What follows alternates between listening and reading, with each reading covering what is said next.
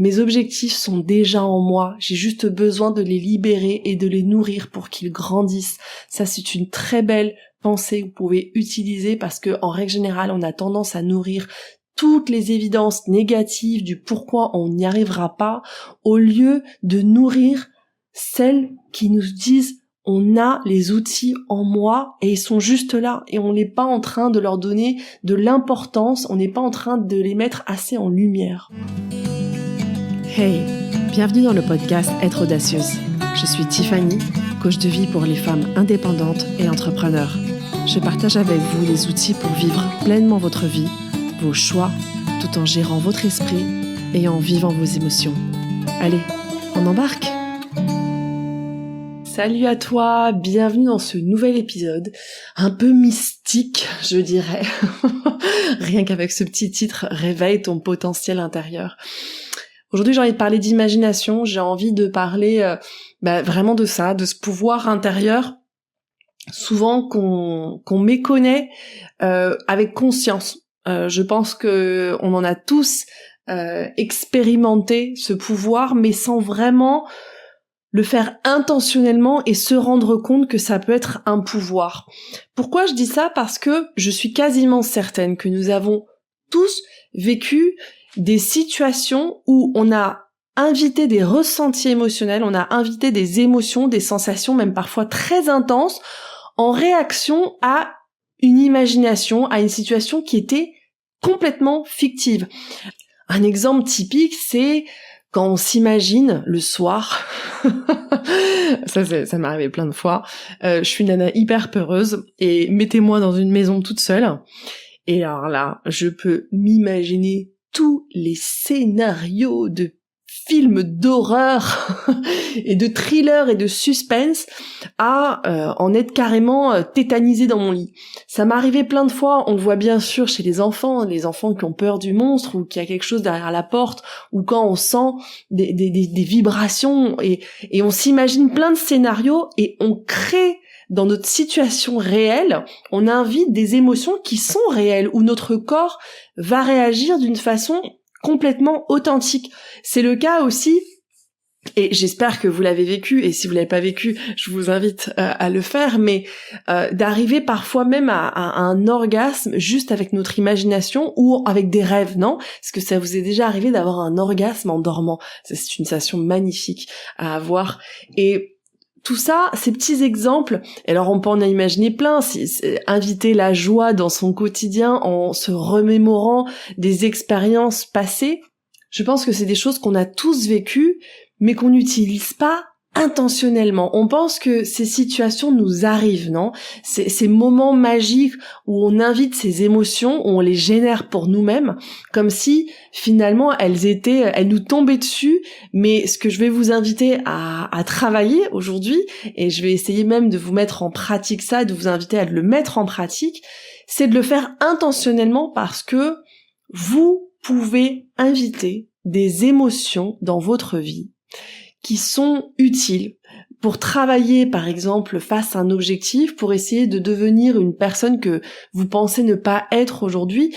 Ce que moi, je veux vous dire aujourd'hui, c'est que votre cerveau a une puissance qui est monstre quand on se connecte avec ses émotions et quand on est conscient de l'impact que notre esprit peut avoir sur notre bien-être émotionnel, mais aussi sur l'atteinte de nos objectifs. Pourquoi ? Parce que pour votre cerveau, imaginer et observer, c'est exactement la même chose. Donc quand vous observez une situation, vous allez générer des émotions et ces émotions sont le moteur de votre action et c'est ce qui va vous conduire et c'est pour ça que vous avez les résultats que vous avez au quotidien. Ce sont ces émotions qui vont guider vos actions. Maintenant, quand vous imaginez une situation, vous allez aussi générer des émotions qui vont conduire vos actions. C'est pour ça que parfois, on peut ressentir dans une journée un peu chaotique, mais on se remémore des souvenirs, ou par exemple on appelle une copine, on se remémore des trucs où on se fendait la poire à une époque, et tout d'un coup, on va complètement changer son état d'esprit, on va changer son état émotionnel, et on peut même changer la couleur de sa journée quelque part. C'est la preuve de la puissance de votre cerveau et de notre capacité à ressentir des émotions, même dans des situations qui n'existent pas dans le présent, mais qui existent dans votre esprit. C'est exactement ce qui se passe quand vous vous remémorez des situations passées. D'ailleurs, pas seulement positives, mais aussi négatives. L'exemple typique, et moi que j'ai dans ma vie, c'est que je pense à mon père et à la façon dont il a quitté ce monde, et j'invite la tristesse et même parfois la désespération dans mon moment présent, alors que la situation n'existe pas aujourd'hui dans mon présent. C'est une situation qui a existé il y a plusieurs années. Donc, ce que je veux vous faire comprendre avec cet épisode, et c'est pour ça que je dis aussi réveille ton pouvoir intérieur, c'est que vos émotions, elles sont bien réelles. Qu'elles soient nées d'une situation que vous êtes en train de vivre parce que vous l'observez, ou qu'elles soient nées de votre imagination. Et quand elles naissent de votre imagination, votre esprit va quelque part créer une réalité alternative à ce qu'il vit sur le moment, ou même parfois des scénarios possibles, et votre corps va y réagir d'une façon complètement authentique, parce que les émotions sont réelles, parce que ce sont des vibrations que vous allez ressentir dans le moment présent, et limite que vous allez pouvoir palper en soi parce que vous les sentez, vous pouvez peut-être même les cibler selon la sensibilité, entre guillemets, que vous avez face à vos émotions. Et donc, quand on apprend à mieux comprendre ce mécanisme, on peut commencer à l'utiliser, j'ai envie de dire à bon escient, entre guillemets, et ne pas seulement le subir. On peut commencer à agir dessus, on peut essayer de développer une force mentale et une force émotionnelle qui va vous servir face à vos défis de la vie, face à quand vous êtes bloqué, quand vous perdez confiance en vous, vous êtes même un peu perdu, que ce soit par rapport à toutes les situations de la vie, et même parfois à développer une certaine résilience quand vous êtes en train de travailler sur des nouveaux défis, et vous êtes en train de travailler sur une nouvelle version de vous-même. Donc maintenant, ce que je vais vous proposer, une fois que vous avez compris ça et que vous pouvez peut-être le rattacher à une expérience que vous avez déjà vécue, où vous avez senti des émotions, des sensations intenses face à une situation qui était complètement fictive, essayez de le transposer et de le tester pour voir comment vous pouvez inviter des émotions. Alors moi j'aime bien parler d'émotions utiles et pas forcément des émotions positives, face à un challenge ou un défi, ou même à votre journée. Quand je parle un challenge ou un défi, on parle pas d'un truc waouh énorme quoi. Moi c'est quelque chose qui m'a été très utile dans ma relation avec la nourriture. Et je vais vous donner cet exemple avant de vous inviter à le mettre en pratique. Mais quand j'ai décidé, on va dire, de perdre mon poids que je gardais intentionnellement en trop, entre guillemets. Alors on parle de 3 kilos que je n'osais pas toucher ou regarder parce que j'avais peur de retomber dans mes troubles de comportement alimentaire. Donc je préférais rester un petit peu en surpoids, dans une espèce de zone de confort, parce que pour moi, passer un certain cap, on va dire, dans mon poids, c'était synonyme et c'était vraiment une réalité de trouble de comportement alimentaire. Tu vas devenir complètement dingue, tu vas t'obséder, et donc il vaut mieux pas aller dans ce terrain de jeu qui pour toi est dangereux. Et en soi, en ayant ces pensées, j'invitais les émotions qui s'accompagnaient, donc ça veut dire la crainte, la peur, des émotions limite même de me sentir diminuée face à ça, et je procrastinais complètement mon objectif finalement de me sentir autrement dans mon corps, et en l'occurrence de me sentir un peu plus légère. Et ce qui m'a aidé quand j'ai décidé de travailler sur ça et de dire ok non, je vais ouvrir, et à cette époque-là je parlais toujours de je vais ouvrir cette porte noire qui va me faire tomber dans un trou, j'ai décidé d'ouvrir cette porte et de ne pas tomber dans un trou en changeant le discours que j'avais. Ça veut dire que j'allais inviter un état d'esprit utile pour pouvoir aller travailler sur la relation que j'avais avec moi-même face à la nourriture. Et je vais vous donner des exemples de quelques pensées utiles d'ailleurs que j'ai utilisées à cette époque-là et que j'utilise encore aujourd'hui, face à mon business aussi. Et les clientes qui ont suivi mon programme vont reconnaître quelques-unes de ces pensées et vont reconnaître aussi ce travail qui fait partie complètement intégrante de mon programme de coaching. Donc maintenant, ce que je vais vous inviter à vous, je vais vous proposer de le mettre en pratique. Essayez de vous connecter à vous-même, fermez les yeux si vous pouvez, pas si vous êtes en train de conduire bien sûr, et imaginez-vous dans un avenir proche, un avenir où vous avez déjà soit atteint l'objectif que vous êtes en train de rechercher, par exemple comme je vous disais, est-ce que ça a à voir avec votre boulot, est-ce que ça a à voir sur un projet sur lequel vous bossez, est-ce que ça a à voir avec un objectif de perte de poids ou d'hygiène de vie, d'équilibre de vie. Prenez seulement quelque chose dans lequel vous avez des difficultés ou vous avez du mal finalement à être la personne aujourd'hui que vous rêvez d'être demain, entre guillemets.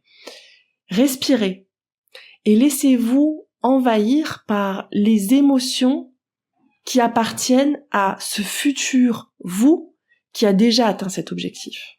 Si c'est une perte de poids, par exemple, comment se sent cette personne qui a déjà perdu son poids ? Si c'est un objectif sur un projet, comment vous vous sentez quand vous avez déjà terminé ce projet, qu'il a déjà vu le jour et que vous avez atteint cet objectif? Souvenez-vous ce que je vous disais. Pour votre cerveau, imaginer et observer, c'est deux faces de la même pièce quelque part. C'est exactement la même chose. C'est pour ça que vous pouvez aujourd'hui générer les émotions de la personne que vous voulez devenir. Alors bien sûr, j'entends qu'il y a certaines pensées qui ne sont pas encore aujourd'hui accessibles. Et en l'occurrence, quand je travaille avec des personnes qui haïssent leur corps, et ça a été mon cas pendant des années, c'est très difficile d'arriver à cet état où on dit « j'adore mon corps, j'aime mon corps ». Par contre, on peut trouver des choses intermédiaires, plus neutres, qui ont à voir, et c'est pour ça que je parle de pensée utile. Est-ce que votre corps est en train de vous conduire à mener vos journées? Est-ce que votre corps vous permet de vous déplacer, de bouger, d'échanger? Est-ce que votre corps vous permet d'embrasser et de sentir l'amour, que ce soit de vos proches, de vos enfants? Est-ce que votre corps n'est pas ce véhicule de sensations? Quand je parle de pensées utiles et d'émotions utiles, c'est parce que ce sont des émotions qui sont réelles et que vous pouvez croire aujourd'hui et qui peuvent changer votre état émotionnel d'aujourd'hui. Parce qu'en l'occurrence, quand on veut perdre du poids mais qu'on déteste son corps, on a tendance à avoir des émotions qui ont à voir avec la pression, la honte, l'accélération, parce que on a vite envie de sortir de cet état là où on est aujourd'hui pour vite se sentir bien et arriver à son objectif. Moi, ce que je veux vous dire, c'est que, et ça a été vraiment le cas, et je vous ai enregistré un épisode d'ailleurs sur ce sujet-là, j'ai atteint mon objectif corporel et mon objectif de poids parce que j'avais appris avant à aimer mon corps. J'avais appris avant à générer ces émotions qui, elles, m'ont conduit vers mon objectif. Parce que c'est une réalité, on n'atteint pas ces objectifs avec des émotions type « j'ai honte de moi, je me déteste, je me sens mal ». C'est pas ça, ce ne sont pas des émotions qui vont vous conduire à avancer vers ce nouvel objectif, vers cette nouvelle vision que vous avez de vous-même. Ce sont plutôt des émotions qui ont à voir avec de l'amour et des émotions qui vont générer des actions utiles pour atteindre vos objectifs. Parce qu'en l'occurrence, et je repars sur cet exemple de perte de poids, quand on a des émotions qui ont à voir avec de honte, avec de la force de volonté, des émotions qui sont liées à cette pression de restriction, en règle générale, on finit par retomber dans le paquet de gâteaux parce qu'on a accumulé tellement de pression, tellement de frustration que on craque. Et c'est complètement normal parce que nous sommes humains. Alors que quand on invite des émotions beaucoup plus légères, beaucoup plus résilientes aussi, et qu'on va voir avec plus de paix, on est beaucoup plus propice de continuer à avancer chaque jour et cultiver finalement cet état d'esprit et cette énergie utile qui va vous permettre de surmonter tous les obstacles et qui va vous permettre d'avancer quand vous n'arrivez pas à atteindre vos objectifs qui soient même les plus ambitieux quelque part. Donc quand je vous invite à vous poser, à fermer les yeux, à visualiser, à inviter cette imagination, c'est pour que vous puissiez inviter des émotions qui ont beaucoup plus à voir avec la détermination, avec la confiance en soi, avec une paix intérieure aussi, notamment quand on est face à des situations où on se sent perdu, diminué et en manque de confiance.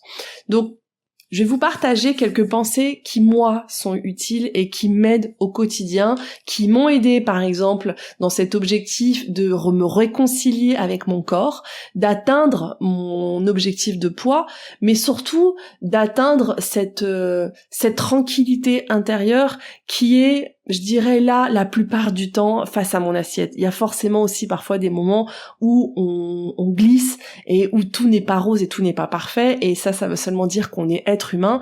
Et ce que je vous dirais face à cette situation, c'est comment aussi on peut inviter un peu de douceur et de résilience pour pouvoir aussi surmonter ces phases où on n'a pas forcément réussi. Et sachez qu'elles vont aussi faire partie de ce parcours. Donc voici quelques-unes de mes pensées utiles que je vous invite à adapter selon votre situation et à tester de voir comment vous vous sentez. Mes résultats passés ne dictent pas mes résultats futurs. Celle-là a été extrêmement puissante pour m'aider justement à travailler sur ma relation avec la nourriture. Parce que dans mon passé, il y avait seulement des évidences que j'étais complètement foutue face à la bouffe et j'allais toujours avoir ce problème. Petit à petit, tout est en train de se réaliser. Ça, c'est une pensée très utile que j'utilise dans mon business. Je ne suis pas pressée, j'ai tout le temps nécessaire pour avancer à mon rythme et atteindre mes objectifs. Ça, c'est une pensée qui m'aide énormément à retrouver le calme quand je vois que je rentre en mode accéléré et que j'essaie de tout faire en même temps parce que je suis pressée d'atteindre mon objectif. Je n'ai pas besoin de changer qui je suis pour devenir la personne que je veux être. Je suis suffisante telle que je suis. Je suis parfaite pour accomplir tout ce que je désire. Mes objectifs sont déjà en moi, j'ai juste besoin de les libérer et de les nourrir pour qu'ils grandissent. Ça, c'est une très belle pensée que vous pouvez utiliser parce que, en règle générale, on a tendance à nourrir toutes les évidences négatives du pourquoi on n'y arrivera pas, au lieu de nourrir celles qui nous disent on a les outils en moi et ils sont juste là et on n'est pas en train de leur donner de l'importance, on n'est pas en train de les mettre assez en lumière. Je ne me juge pas lorsque je fais une erreur. Je sais que c'est une opportunité pour moi d'apprendre et de grandir en sagesse. Alors celle-là, je l'utilise et je la réutilise en tant que maman tout le temps. Je teste constamment jusqu'à ce que je trouve la méthode qui fonctionne le mieux pour moi. S'il y a une pensée utile top 1, c'est bien celle-là pour moi. Ça veut dire que à chaque fois que je me vois, que je désespère un peu, que j'ai l'impression que rien ne fonctionne, je reviens à ça. Je teste constamment. Je continue à chercher des solutions jusqu'à trouver la bonne méthode. Je peux être la personne que je veux être dès aujourd'hui. Je n'ai qu'à y croire. Et ça a à voir avec tout ce que je suis en train de vous dire. C'est vraiment votre potentiel intérieur qui est lié à votre imagination. Je suis à l'aise avec moi-même, même dans l'inconfort. Parce que oui, l'inconfort sera toujours là, on se sentira jamais tout le temps au top. Et moi, cette phrase, je l'utilise beaucoup quand je suis en société. Je suis une personne hypersensible, introvertie, qui ne se sent pas hyper à l'aise en société. Et c'est quelque chose que je me dis souvent. Je suis ok aussi, ça fait aussi partie de moi. Je sais que je suis capable de surmonter toutes les difficultés. Et ça, c'est une réalité. Et c'est une réalité que j'invite dans mon quotidien aujourd'hui. Donc en cultivant toutes ces pensées utiles, je vous ai donné quelques petits exemples, mais j'aimerais bien que vous fassiez, vous, l'exercice de voir quelles sont les choses à laquelle je peux croire, et au lieu de cultiver toujours du pessimisme, au lieu de toujours cultiver du négatif, et tout ce que vous n'avez pas ou vous n'avez pas encore réussi, essayez de voir quelles sont ces pensées utiles que vous pouvez inviter, en ressentant les émotions qui en découlent. Donc c'est une question de tester quelque part, comme si vous testiez des nouvelles fringues. Tiens, est-ce que cette pensée-là, cet état d'esprit est en train de me générer une expérience qui me transforme la situation, par exemple, ou qui m'allège la situation, ou qui m'apporte un peu plus de paix, un peu plus de calme. Parce que quand vous pratiquez ces croyances et ces pensées qui sont utiles, tout devient possible parce que vous générez des émotions qui, elles, sont réelles et qui vont vibrer de façon authentique dans votre corps. Donc, vous pouvez imaginer une réalité alternative qui vous semble réelle. Votre esprit va générer des émotions auxquelles votre corps va réagir et de manière tout à fait authentique. Mes chers amis, vous pouvez être aujourd'hui la personne que vous voulez être demain, celle que vous rêvez d'être. Vous pouvez l'inviter aujourd'hui, vous pouvez inviter les émotions. Et quand je vous dis vous pouvez l'être, c'est parce que vos émotions sont le moteur de toutes vos actions. Et donc si vous invitez les émotions, vos actions elles vont seulement découler et donc votre résultat va découler de là. Donc essayez de tester, écrivez-moi sur Instagram si vous avez des difficultés, s'il y a des choses qui sont pas claires et partagez-moi aussi votre expérience de ce potentiel intérieur si vous aviez jamais pris conscience de ce mécanisme qui est en vous et qui est d'une puissance incroyable à l'heure de vouloir avancer et de surmonter tous ces obstacles. On se parle la semaine prochaine. Mon podcast vous plaît ? Abonnez-vous pour ne manquer aucun épisode. Partagez-le avec vos proches et soutenez-moi en laissant un avis 5 étoiles sur la plateforme que vous utilisez. 1000 merci. Et si vous voulez bénéficier d'un accompagnement, je vous invite à vous rendre sur mon site internet tiffanymaquet.com. Vous pourrez réserver une session gratuite de coaching avec moi, mais vous trouverez aussi l'information sur mon programme pour les femmes entrepreneurs qui veulent lever leurs barrières limitantes pour atteindre leur objectif. Alors à très bientôt.